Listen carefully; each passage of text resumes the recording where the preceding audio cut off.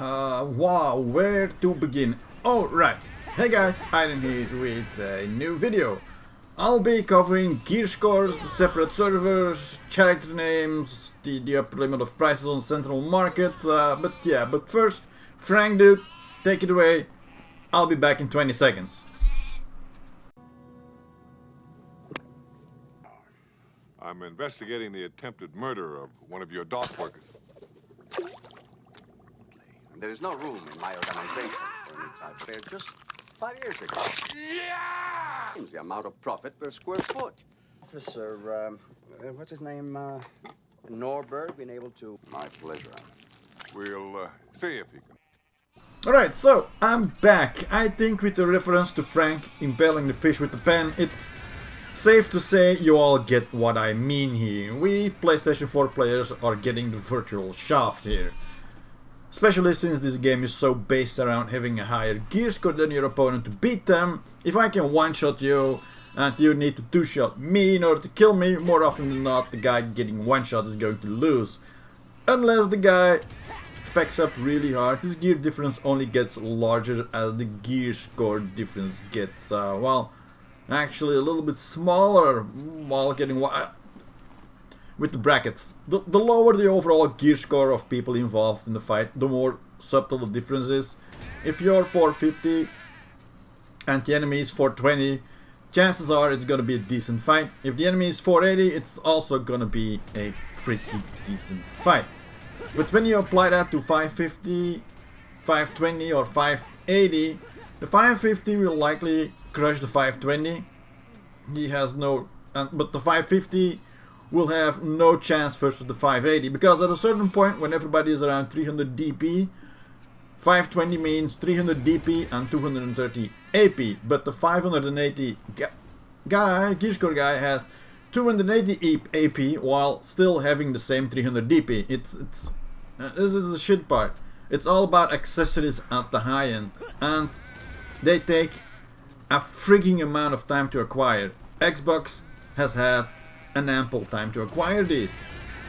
PlayStation players, not so much. It's like what? It's been 1 month, maybe 2, since I've been making decent silver. And by decent silver I mean 50 million or more per hour.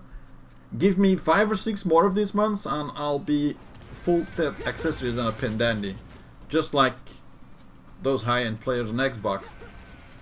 Though, having said that, I don't think the average Xbox player outgears the average PlayStation player by so much that it will destroy their experience. But at the high-end players, they will most likely outgear most of our high-end PlayStation 4 players. We'll know after the date of the first Node Wars. But yeah, I don't think it's gonna be that great at the high-end.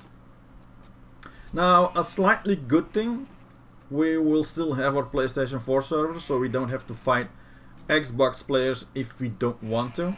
At first I thought we would be all thrown into a mix of servers, which would have been a really bad thing, because we would be getting kicked out of a lot of grind spots. But at least now we have a choice. Separate servers.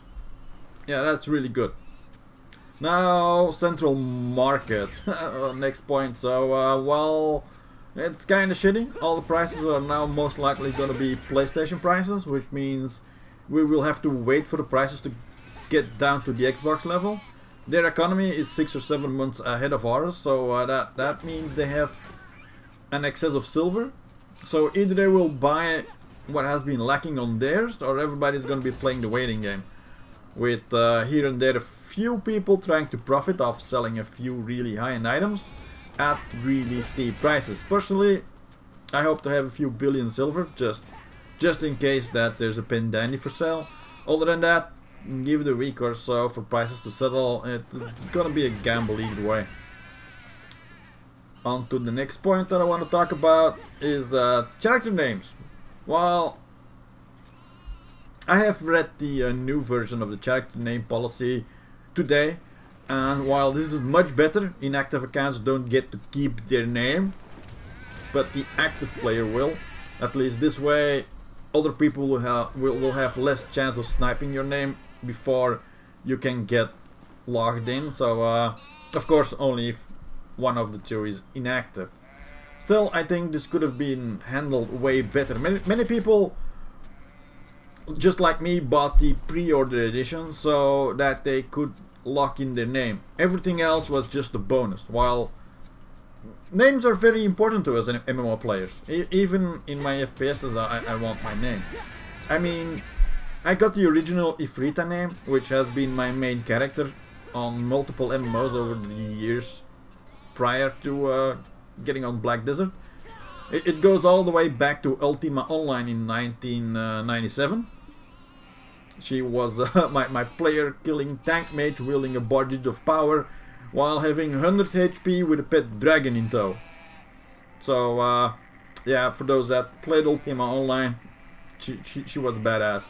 She was also red, so if I died, I lost, what was it? Was it 20% of my skills? I'm not sure, but it was a lot, so I didn't really die that much. But she's also an old anime character from El Hazard.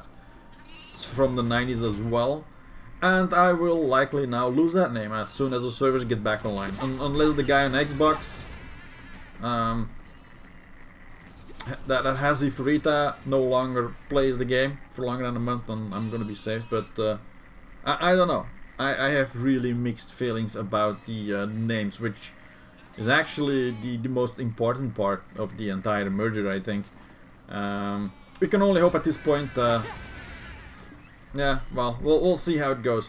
But they could have handled it much better. They knew they were going to merge us from the get-go, so at the very least they could have told us about it and just tied in the PlayStation 4 naming servers to the Xbox naming servers from the get-go.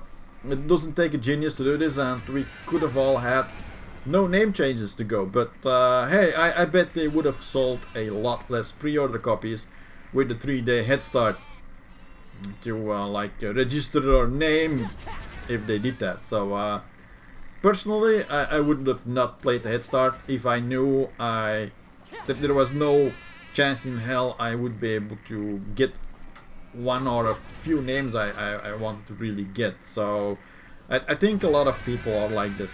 Everything else that's in that special edition or ultimate edition that I got at the start, it's just extras.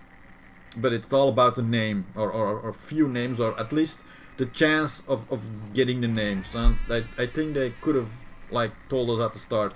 Because I remember a few people on my earlier videos were like, "Hey guys, there's gonna be mergers coming between Xbox and PlayStation." I was like, "Hell no, man! Is this like an April's Fool joke?" Because I ain't falling for this.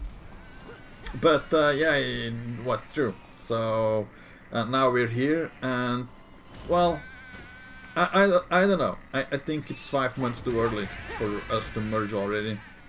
So at least we have the servers going, but yeah, not. It's kind of shitty they did it like this. Anyways, I think I'm gonna wrap it up here.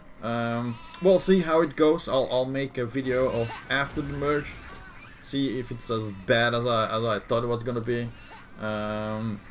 Like I said, I think this merge is 5 months too soon. We didn't get Kama for a long time, and bam, now we get Kama and the merge at the same price, which is 0, but still, we could have been farming Kama for a while, versus now getting a whole bunch of new stuff, while for Xbox it's already like old stuff. I don't know, but but at the start with Frank Drebin, this merger, it smells fishy. I don't know.